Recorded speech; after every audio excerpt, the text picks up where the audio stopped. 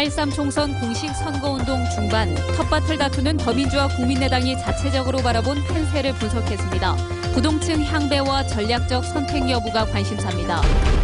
경합 지역이나 열세 지역 후보들이 깜짝 선거운동을 하는 경우 드물지 않습니다. 지역 민심이다 무리수다는 추측과 의혹을 낳고 있는데 선거 막판 어떤 변수로 작용할지 주목됩니다. 내일 홈 개막전을 치르는 기아 타이거즈. 개막 2게임만 보면 올 시즌 희망을 가져볼 만하다는 평가입니다. 자산 규모 5조 원 이상의 대규모 기업 집단에 부영과 금호아시아나 등 지역 연고 4개 기업이 이름을 올렸습니다. 여러분 안녕하십니까. 4.13 총선 공식 선거운동이 중반으로 치닫고 있는데 텃밭을 다투는 더민주와 국민의당은 현재 판세를 어떻게 보고 있을까요? 현재까지는 국민의당이 한 발 앞서가고 있는 것으로 분석되는데 선거 막판 부동층 향배와 전략적 선택이 승부를 가를 것으로 전망됩니다. 윤구수 기자입니다. 광주는 국민의당의 우세, 전남은 치열한 접전. 선거전 중반에 접어든 지금까지의 광주 전남 지역 판세입니다.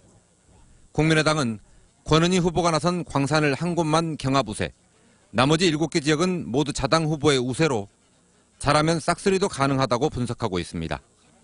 반면 더민주는 이용석 후보가 나선 광산을 선거구 한 곳만 우세 지역으로 꼽았고 송갑석, 이영석 후보의 서구갑과 북구을은 경합 우세 선거구로 분류했습니다. 새로운 인물에 대한 기대, 그리고 정권 교체를 희망하는 시민들의 전략적 선택이 결국 우리 더불어민주당을 지지할 것으로 봅니다. 전남 10개 선거구는 양당이 대여섯 곳을 우세 지역으로 꼽는 등 혼전 양상으로 분류됩니다. 더민주는 순천과 나주 화순, 광양 곡성구례, 담양 한평 영광장성, 영암 무안신안 등 5개 선거구에서 우세를, 국민의당은 목포와 여수갑, 여수을, 고흥보성 장흥 강진, 해남 안도 진도, 영암 무안신안 등 6곳을 우세로 꼽았습니다. 목표는 전체 석권입니다. 그리고 아무리 보수적으로 잡아도 20석 이상을 예상하고 있습니다. 광주 전남 17개 선거구에 후보를 낸 새누리당은 이정현 후보의 순천과 주영순 후보의 영암 무안신안을 경합 열세로 분류하며 막판 선전을 다짐하고 있습니다. MBC 뉴스 윤문수입니다. 선거 판세에 따라 정당은 물론 후보자들의 선거운동 전략도 달라질 수밖에 없을 텐데요. 경합 지역이나 열세에 있는 후보들은 종종 무리수를 두기도 합니다. 광주에서 그런 일이 잇따르고 있습니다. 김인정 기자가 보도합니다. 깜짝 공천 다음은 돌발 행보였습니다. 친의 정준호 후보가 겨냥한 사람은 문재인 전 대표. 광주 시민의 분노를 대변하겠다며 대선 불출마를 요구하는 삼보일배를 이틀째 이어갔습니다. 유권자분들을 뵙고 나니까 분명히 바닥 민심이라는 게 위에서 생각하는 것과 정말 다른 차이가 있어서 그 부분을 정면 돌파하고.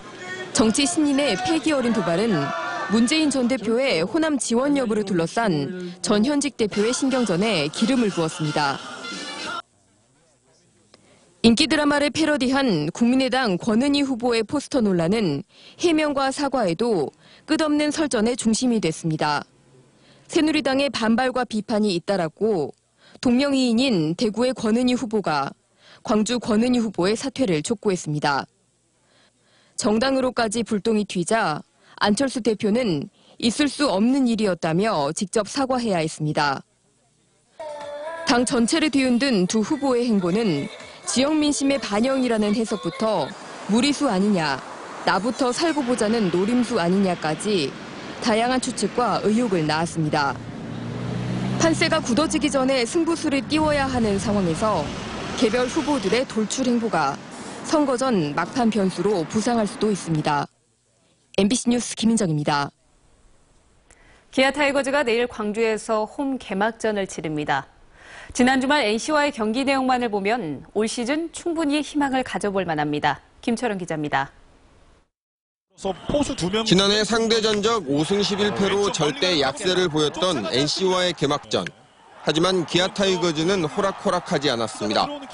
경기 초반에 홈런 2방을 맞아 4대1로 끌려갔지만 결국 동점을 만들어낸 끝에 5대4로 아깝게 패했고 두 번째 경기에서는 선발 헥터 노에시의 호투에 힘입어 NC를 4대3으로 이겼습니다.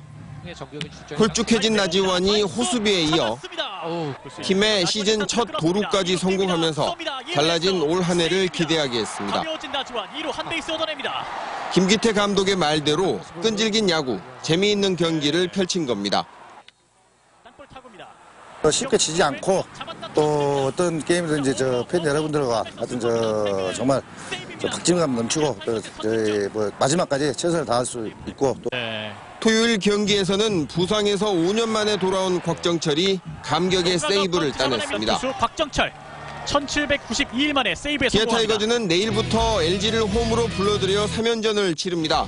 내일 선발은 윤석민이 맡았고 구단은 경기 시작 2시간 전부터 사인회와 그라운드 발레 등 다채로운 이벤트를 준비해놓고 있다고 밝혔습니다.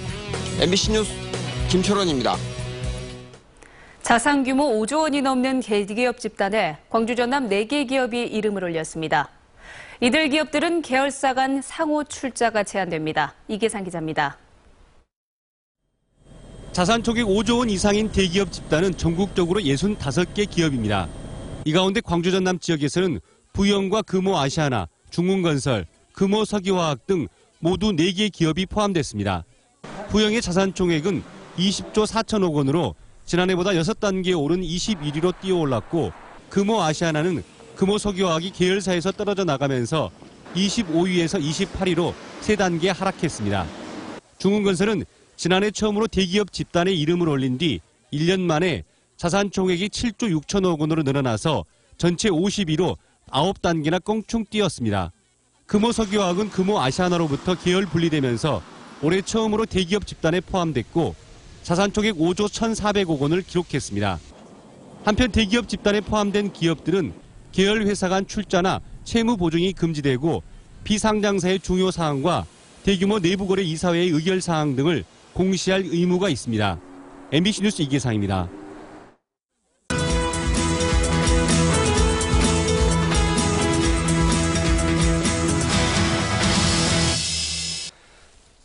(4.13) 총선 격전지를 돌아보는 시간, 오늘의 마지막 순서로 재선에 도전하는 현역 의원과 경제통 정치 신인 등이 맞붙은 영광 한평 담양 장성 선거구입니다. 한신구 기자가 보도합니다. 행정 경험이 풍부한 현역의 재선이냐, 경제통 경쟁 야당 후보의 돌풍이냐, 영광 한평 담양 장성 선거구의 관심입니다. 더민주 2개 후보는 전남 행정부지사와 기획관리실장 등 행정과 정치를 두루 거친 경험을 내세웁니다.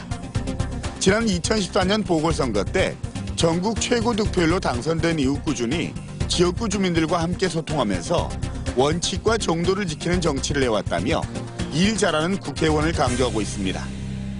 농어민, 어르신들, 이렇게 소외되고 힘든 분들과 함께 가슴 따뜻한 정치를 하는 것입니다. 그러한 가슴 따뜻한 정치를 통해서 우리 모두 다 함께 잘 사는 세상을 만들어가는 것입니다. 국민의당 강영우 후보는 지난 30년간 재경부 등 정부 경제부처에서 근무한 경제통을 내세우고 있습니다. 새로운 인물과 새로운 생각으로 풍요롭고 역동적인 지역 경제를 만들기 위해서 이제는 바꿔야 할 때라고 말합니다. 지역 발전의 새로운 전개는 새로운 사람과 새로운 생각에서 비롯됩니다. 저는 30년 경제부처 경험을 바탕으로 지역 발전에 헌신하여 서북 전남 지역을 풍요롭고 역동적 지역으로 바꿔나가도록 노력하겠습니다. 새누리당 조성화 후보는 포스코에서 20여 년간 근무한 경제 전문가로서 소신과 봉사로 지역사회에 헌신하겠다며 지역경제 활성화를 위해 힘있는 여당 후보를 선택해달라고 호소합니다. 국민들과 새누리당의 하악된 모습과 집권 여당으로서 중앙정부 예산을 확실하게 확보하겠습니다. 광전남 최고령 후보인 무소속 김천식 후보는 위기에 놓인 남북관계를 복원해 통일의 주춧돌을 놓고 여야의 기득권을 타파해야 한다고 목소리를 높이고 있습니다. 작년에 정기직으로 내가 만들어주고 직장 없는 노인들은 직장 월급제로 내가 해주고 또 농촌 살림 잘 되도록 맑은 정치 하겠습니다. 이 선거구에 출마한 후보 4명이 각기 본거지가 달라서 소지역주의가 어떻게 발현되느냐와 정당 지도에 따라서 당락의 분수령이 될 것으로 전망되고 있습니다. MBC 뉴스 한신구입니다.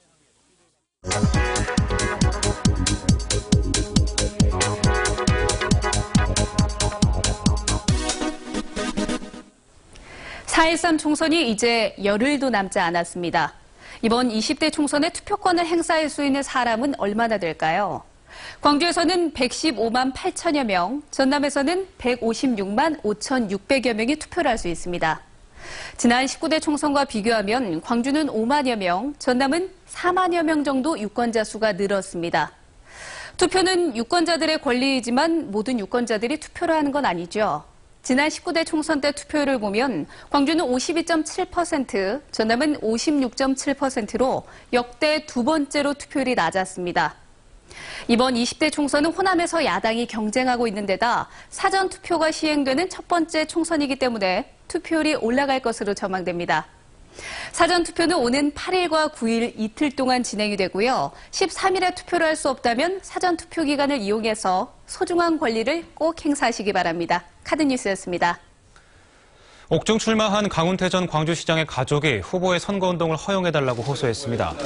강 전 시장의 부인 이덕희 씨와 아들 지환 씨는 선거 기간 구속을 정지해 선거를 치를 수 있도록 해달라는 청원서를 법무부에 제출했지만 아직 아무런 답을 듣지 못했다며 구속 집행 정지를 거듭 촉구했습니다. 한국전력과 SK텔레콤이 빛가람 혁신도시에서 협력센터 개소식을 열고 오는 2020년까지 에너지 신산업 분야에 5천억 원을 투입하는 공동사업을 시작했습니다. 주요 사업은 전기차 충전 인프라 공동사용과 전기차 자율주행 기술 개발, 그리고 차세대 전력 시스템 구축 등으로 빛가람 에너지밸리를 조성하는 데도 큰 힘이 될 것으로 전망됩니다. 광주시가 공무원 노조 투표와 관련해서 담당 과장을 문책성으로 인사한 데 대해서 시 공무원 노조가 성명을 내고 실질적인 책임자를 인사 조치하라고 요구했습니다. 공무원 노조는 성명에서 청내에 경찰력 투입을 결정하고 투표를 조직적으로 방해하는 것이 담당 과장의 권한으로 가능한 일이라며 책임자의 인사 조치와 함께 광주시장의 사과를 촉구했습니다.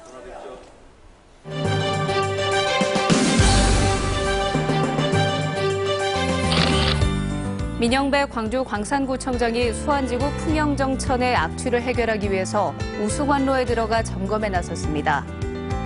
보성군 주암호에서 열린 주암호 사랑걷기 대회가 성황리에 끝났습니다.